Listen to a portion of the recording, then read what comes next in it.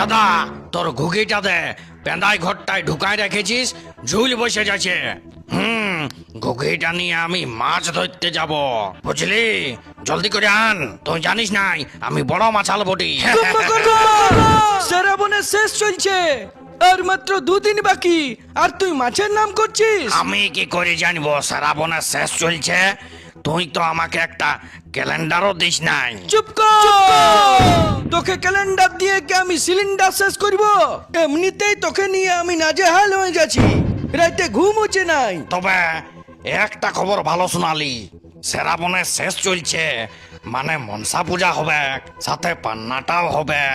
তবে এই বছর আমি অন্য বারের মতন ঘুমাবো নাই, মনসা মাকে জড়া পাঠা দিবি নাকি? তোর তো সবসময় খাবো খাবো চিন্তা থাকে। চুপচাপ ঘুগিটালে আর ফুট এখান থেকে।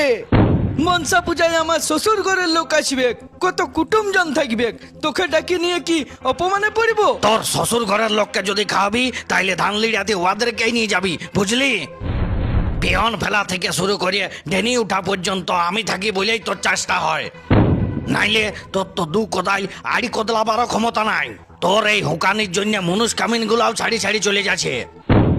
না আমি তোর ভাই বটি বলিয়ে চাষটা এখনো তক্ক বাঁচায় রেখেছি। চাষের গরম দেখান না কুম্ভকর্ণ, আমি চাষের ভরসায় খাই নাই। আমার এখনো 2 কুচুরি চার রাখা আছে, এই বছর তো চাষই হয় নাই, তুই কি চাষের গরম দেখাচ্ছিস? হ্যাঁ তো ওই চালগুলা আমারই বটে ন, আমার রেশন কার্ডটা তুই ছাড়াই ছাড়াই চালগুলা বাঁচায় বাঁচায় রেখেছিস। পান্না দিনে সকাল সকাল স্নান করে আমি চলে আসবো, তুই সব রেডি রাখবি। ই আলে সব খায় পুরাই দিবে, মহা মুশকিলে পড়লি রে বাপ। বুঝতে পারলি দাদা? হ্যাঁ তো শুন, পান্না দিনে দুপুরে আসিস না, বিকালে আসবি। এখন যাই কেন থেকে। আর শুন, গুহাল ঘরের আড়াসটাতে ঘুগিটা টাঙা আছে, ওইটা যাবার সময় নিয়ে যাবি, আর আমার জন্য 2টি মাছ এনে দিবি। সে তোকে 2টি চুনা পুটি আনিয়ে দেবো, কিন্তু আমাকে দুপুরে কেন ডাকলি নাই? বিকালে খাইতে আইলে তো কোনো খাবারই বাঁচবে নাই। কেন?